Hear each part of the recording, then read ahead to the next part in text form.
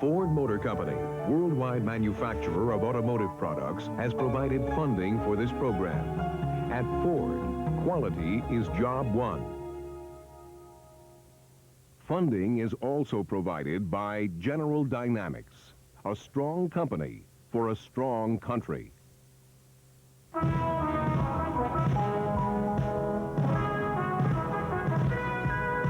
This is Convention Night in Review, Tuesday, July 14th, 1992.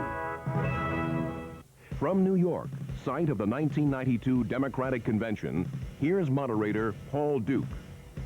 Good evening. Day 2 of the Democratic National Convention is now just about over, with the party still pursuing its unity dream, tonight endorsing a platform carefully crafted to appeal to mainstream America, while enabling the party to reach out to new groups as well.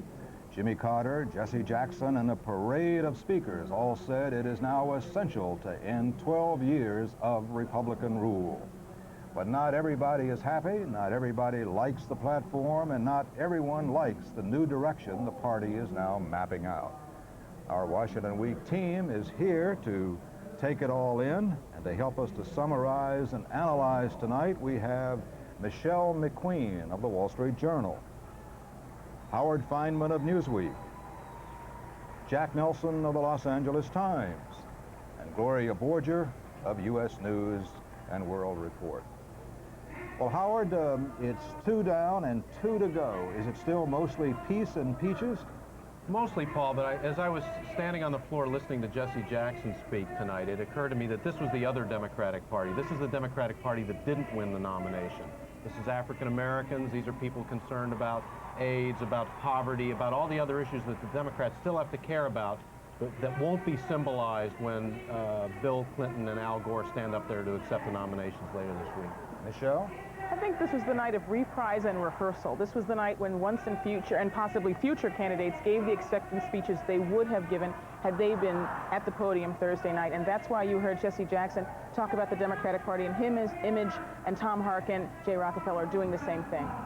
Gloria? But you have to remember, these are people who didn't win. And, you know, their speeches were terrific. They got polite applause, but, you know, the big act is still to come. And I think everybody wanted these people to speak the way they did and wanted them to speak about the issues they were talking about and they care about, because the party cares about those issues, but they care about winning more. That's right. The emphasis still is overwhelmingly on unity, isn't it, Jack? Well, Paul, and I think already this Democratic Party is showing more unity than any time since 1976. When they last won the presidency. I mean, after all, today you had Jesse Jackson start off his speech, President Clinton, Vice President Al Gore.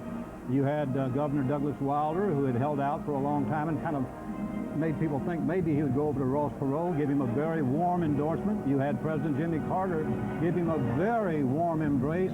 And, you know, Jimmy Carter is not just a former president. He's a very sort of moralistic leader, and he defended him against the character allegations, and I think that Clinton probably did him some good on it. So I think it was a good day for Clinton, and probably a pretty good day for the Democratic Party. In terms of Jackson's role, I think you're seeing at this convention the coming to fruition of a whole generation of African-American political leaders who want to work inside the party and who are not going Jackson's route.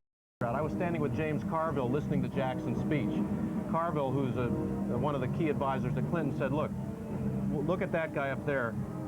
He didn't run this time, and we're going to be working with a lot of people who were with us from the beginning. That's mayors, that's governors, that's a lot of people. Even Doug Wilder came aboard today. But if Governor Clinton is smart, he will still bring Jackson into the fold, because as Charlie Rangel, the Democratic congressman from Brooklyn, says, he's still, or from New York at least, said, he's still the one black leader who can energize the black vote. Well, what about Jackson campaigning for the ticket now? Did you get some indication tonight that he really will get out and work very hard for the ticket in the fall? I think he left that very much unclear. I think what he did do tonight is tantalize people with exactly why Democrats want him on their side. He showed his special gifts, which is a gift to humanize, to show the human condition, to show that poverty is not an abstract concept, that it affects real people. And that's why they want him on their side. But I think he left it very much unclear whether he's going to be really actively supporting this ticket. Isn't it true that there's a certain ambivalent feeling among many of the black delegates here about Jesse Jackson and the role that he is playing now? Oh, I think that's clearly true, but I think it's a test of his strength and his importance to black constituents that they are very few of them are willing to say that on the record. They'll say that to you privately, that yes, they kind of wish, some of them anyway, really wish that Reverend Jackson would come out more strongly. In fact, one of them did tell me this on the record. His name is Hobart James. He's a close aide to New York Mayor David Dinkins and also a candidate himself. And he said to Reverend Jackson in the hallway that, you know, you could make my job a lot easier if you come out strongly and support this ticket. I think they're going to go on parallel tracks here. The Clinton people will be happy to let Jackson do what he wants pretty much on his own. But they're not going to work any harder than they have, which is not that hard, to make it a close alliance, because not all of the voters Clinton wants are people who will be attracted by Jackson. I mean, I think they want Jesse Jackson, but if they don't get Jesse Jackson this time, it's not the end of the world for them. They've got lots of other black leaders who are going to help them out. They'd rather have him than not have him, but they'll just see what happens. I was out on the floor during part of Jesse Jackson's speech, and there was a real reception to certain key elements of his message, particularly the part where he said it's time to put America back to work. That really did raise the rafters. That's part of the Clinton platform. That's part of the new message of the Democratic Party, which is responsibility. You know, it's not welfare, it's workfare. People bearing the burden themselves, people wanting to work, and I think that Jackson can sell that message as well as anybody can. What about the platform now? Because it was adopted tonight, it just sailed through. There was no bitter or bloody battle, as used to be the case at many conventions over platforms.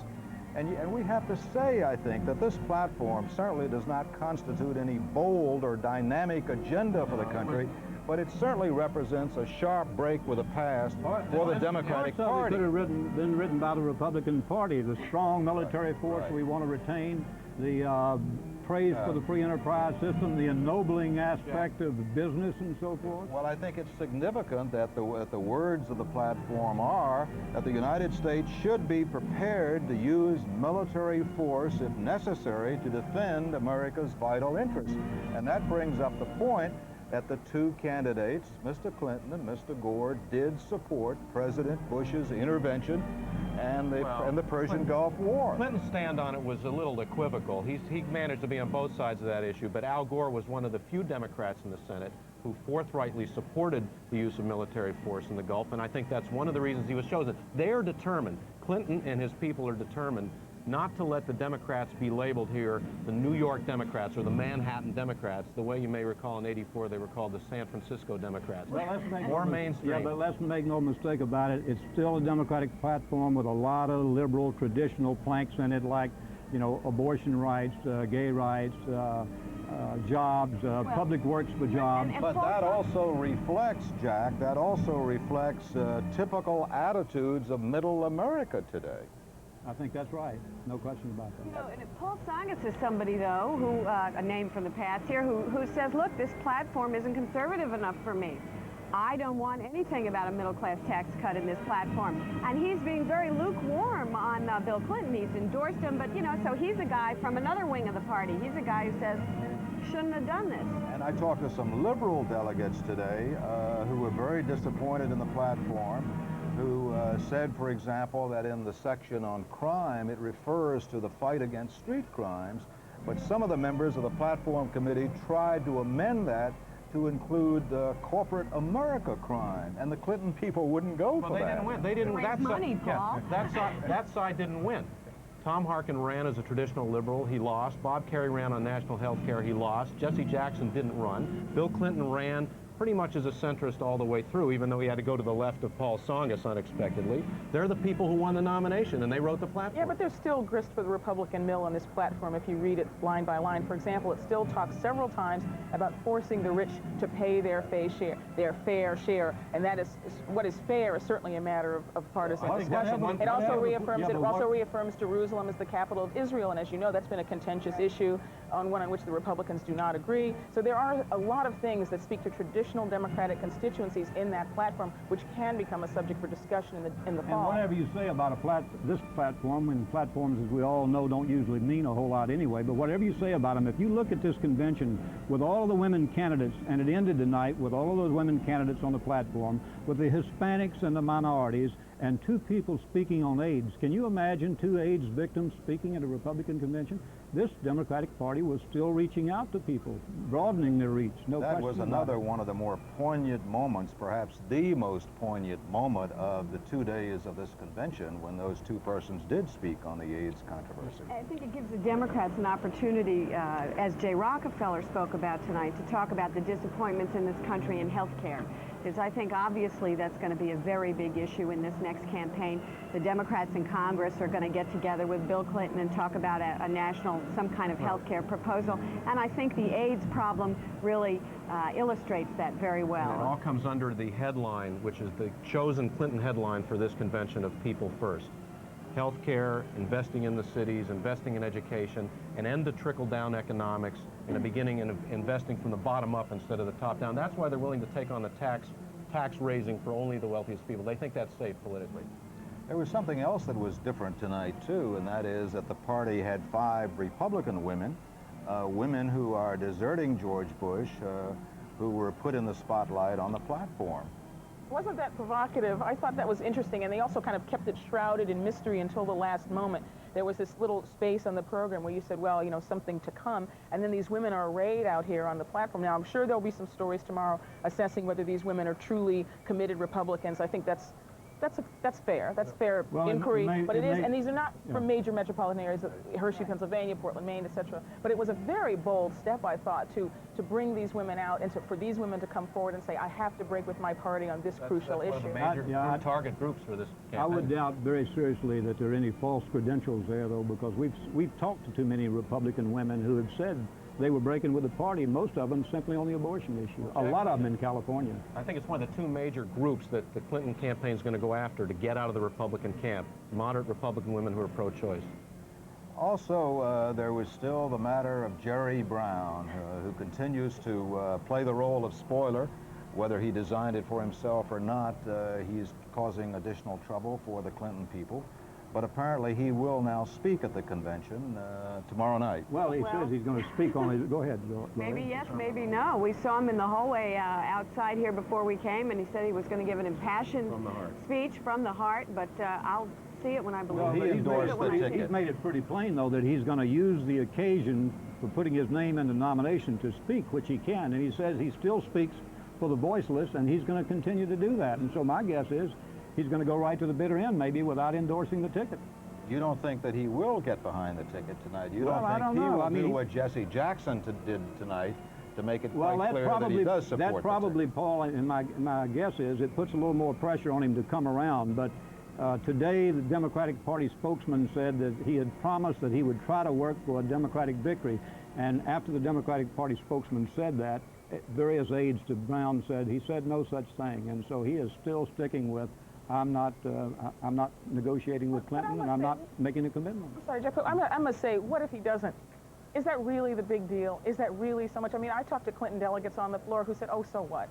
It'll just reflect on Jerry Brown. Is it really that big of a deal? Some of the people were tired of it. They figure, sure, let him say whatever he wants, and if he appears to be a poor loser, then that'll reflect on him. I will only say this, though. James Carville told me just yesterday that, look, California is where it all begins and ends for us. We have to win California, and I think on balance, Brown is still more of a help to them in California than a hurt. So they'd like to have him on board. I think women are more important in California than Jerry Brown, and there are 2 women running for the Senate in California, and they're going to be worth 5 points, and I don't think Jerry Brown will be. And Jerry Brown's sister, we should say, was on display, the treasurer of California. She spoke tonight. I saw a sign on the floor that said, Brown in 2000, and some people thought that might have been referring to Kathleen Brown and not Jerry Brown. Well, she's supposed to run for governor next, of course, and then president. There are 2 names, very much on the names of a lot of delegates, even some of the speakers, 2 people who are not here. One is George Bush, and one is Ross Perot. Are you surprised by the number of attacks against George Bush? Because coming into this convention, some people suggested that the Democrats wouldn't really go after George Bush very much. I think it's irresistible for them, just in the same way. It's in the genes. It's just in the genes somehow, just in the same way that some of the Bush strategists have got to be persuaded not to go after Clinton when he's not really their target right now. It's just one of those team rivalries, I think. I thought there was really uncharacteristic attacks by President Carter, by the way. He normally is very restrained in attacking either former President Reagan or President Bush, but tonight he really laid into Bush, and particularly on foreign affairs and wars, which he said we should have avoided. I think it's a very important part of their strategy to lay into Bush. They're totally laying off Ross Perot. Not totally. Yeah, well, only Zell Miller had a couple of lines. That's been it that so was far. pretty devastating lines. So I would say he was shaking down the government. Haven't heard a lot since then. They'll be focusing on Bush. Well, you know, they need Ross Perot not to tank too quickly, because they'd like people to like Bill Clinton before Ross Perot goes down the tubes, and then when they take a second look, they'll go to Bill Clinton. So they'd at least like Ross Perot to stay up in the polls till the end of the convention. There are a lot of reports circulating here that George Bush is on the verge now of shaking up his presidential campaign. Well, we have a story, as a matter of fact, in the LA Times tomorrow, Paul, which will say that there are people in the administration who are holding Secretary of State Jim Baker's schedule free for August, thinking that there's a good chance he will go over to the White House, as he did as he went over in 1988 from the Secretary of Treasury's post to take over the campaign. And while he may not do it, I talked to someone today, a very long-time advisor of his, who said, look, if he thinks he can win it with his present team, he won't call in Baker, but if he thinks he can't, he definitely will call him in. On a leave of absence from the State Department? I don't know how. Or give up the job? I don't know how, but he would have to give it up. It would be a short leave if George Bush loses in November. My understanding is, you know, it's going to happen at some point, whatever the conditions are, leave, no leave. If Jim Baker wants to be Secretary of State for 4 more years, he's going to have to come over and help out, because just his coming would be a tremendous tonic to the Republican strategists and insiders who are really feeling pretty poorly about things right now. I disagree. I do not think a 68-year-old president wants it said that he is beholden to his best friend for every job, every important job he ever got. Well, He will do anything to get elected. He's already Remember been that. He's already is beholden. He can't be any more beholden than he already is. But isn't Jim Baker the only guy who's supposed to be able to talk to the president and say, you know... I disagree. There are other people who can talk to him. George W., his son, his oldest son, can talk to him. I just don't think that... Michelle, who do you think can play the role of sort of leader of the team, other than George Bush, in that group that's now around the president? I think if you've been leader of the free world for 3.5 years, you sort of think that you might have pretty good judgment on your own. It's just, hey, look, we'll see who's right in 2 weeks. Let's go back to the Clinton campaign and to Hillary Clinton. She's been very much in evidence at this convention too, Howard. Yeah, I've seen a lot of Hillary in the last couple of days at a dinner I went to, and then again today, and I was very impressed, because I think she's decided exactly who she is in this campaign, which is herself. She's not going to shut herself up. She's not going to merely bake cookies, although she came to the lunch we had today with her with a box of her own cookies. You know, she's in a cookie bake-off with Barbara Bush. Spare us, but they're doing it anyway.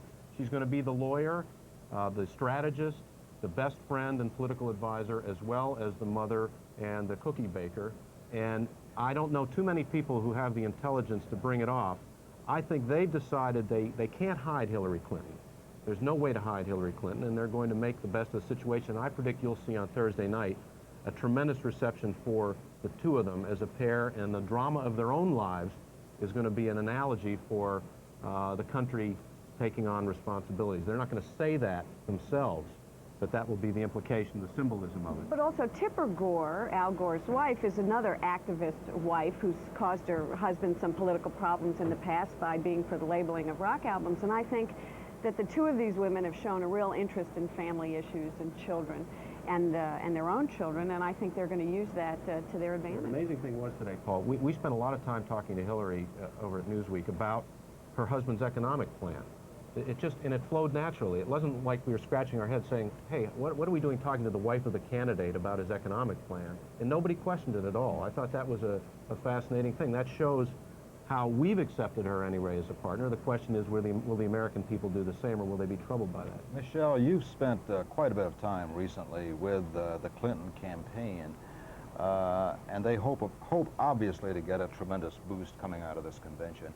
But are they worried that his personal problems, those problems that bedeviled him so much earlier in the year, will come back and haunt them and maybe ruin the campaign in the fall? I think they have to be worried about it. I'm sure that publicly they're going to have to put the best face on this. I mean, some people call him the comeback kid. He certainly has won a lot of respect from people for the way he's come back after attack after attack after attack. A lot of people say that bespeaks a personal courage that they want to see in the head of the country. But it has to be a concern simply because, I don't know, Paul, you travel a lot. I'm sure that in speaking engagements, for every person who says this is character issues are trivial and not important, and why do you people keep focusing on them? There is someone else who says that if a man doesn't keep a promise to his wife, he can't keep a promise to everyone else. That's exactly right. You run into a lot of people who say Bill Clinton may be a fine man, he may be a good politician, he may be a very talented leader, but I don't like some of the things he's done. I think that's one reason why this convention so far has not been a personality cult exercise. You've actually seen very little of Bill Clinton. You've heard little talk about him. They're establishing the new direction of the Democratic Party, talking about the needs of the people, attacking George Bush. Only at the very end are they going to come in with Bill Clinton, because they want to put the platform and, quote, the people first, even more than the candidate. But Howard, by the end of this convention, we are going to know everything we ever wanted to know about Bill Clinton and more, and Hope, Arkansas, and how he was born in a house that didn't have indoor plumbing. Which is not true, by the way. Oh, all right. Well, I take it back. And he wasn't really quite that poor. Well, but the father dying 3 months before he was born, and the whole story, we're going to know it because they want you to know. Now that you know the issues, they want you to know that they come from Bill Clinton's heart. And to know that they come from his heart, you have to know who he is. They're going to talk about struggles. They're going to talk about him as a guy who overcame struggles of all kinds: alcoholic, stepfather, stepbrother who is a drug addict, the personal family problems. And they're going to portray his struggle as an emblem of what America can overcome. And speaking of issues, are you struck by the fact that the Democrats are putting great emphasis on family values? We hear that phrase repeatedly in the speeches. The woman attorney general of Nevada tonight, for example, she cited pro-choice as being a pro-family position. And what they're trying to convey clearly is that the Republicans do not have a monopoly on this issue. I think it's personally an affront to Hillary Clinton. It's not just politics with her, that Barbara and George Bush, in her view, have tried to appropriate the banner of decency, and that the Democrats shouldn't be allowed to have it.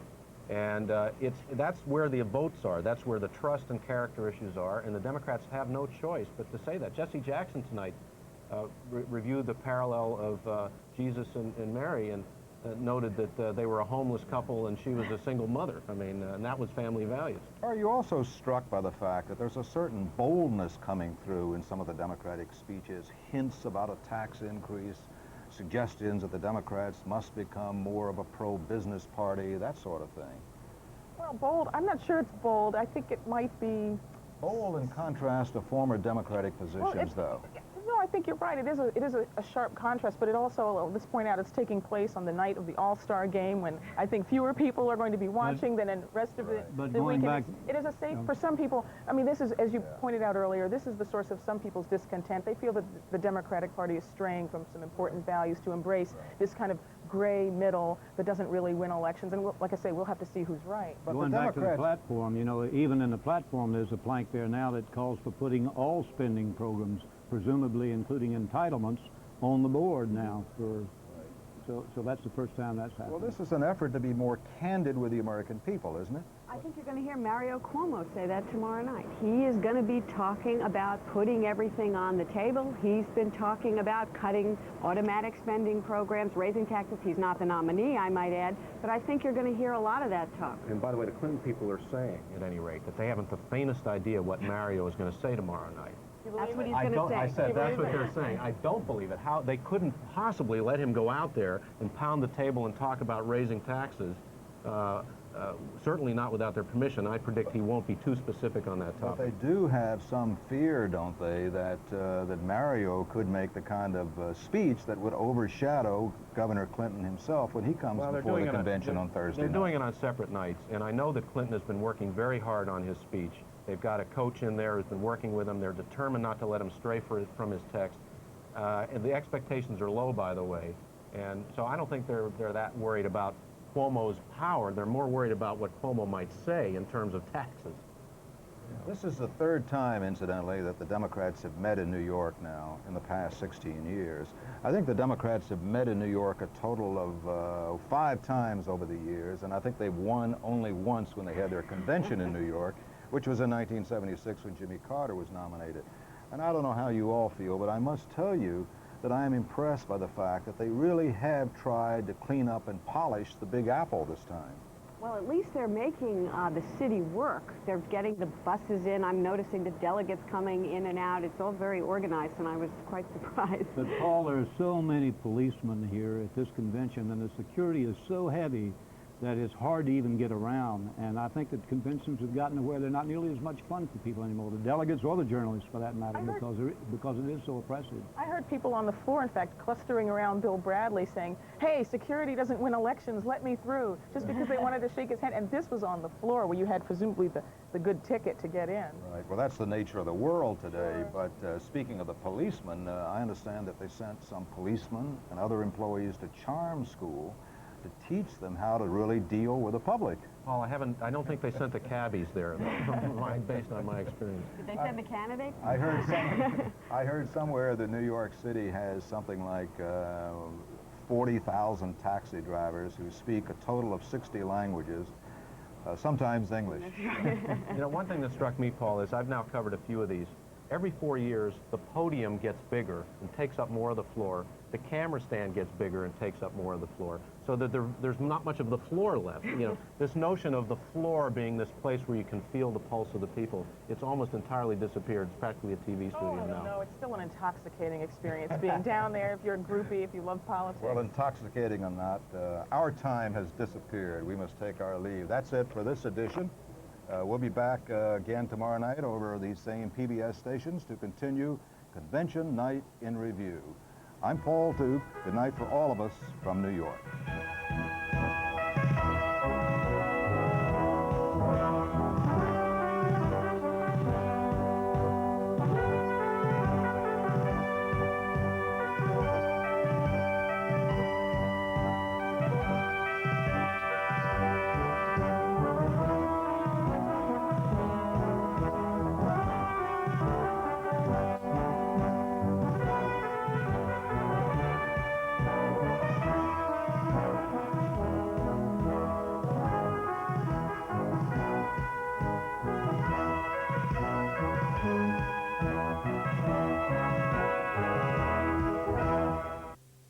Ford Motor Company, worldwide manufacturer of automotive products, has provided funding for this program.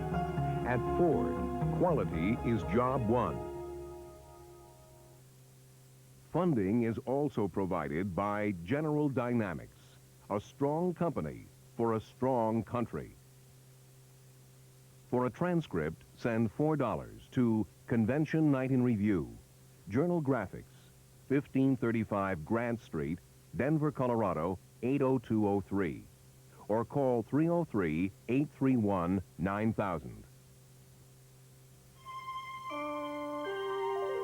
This is PBS.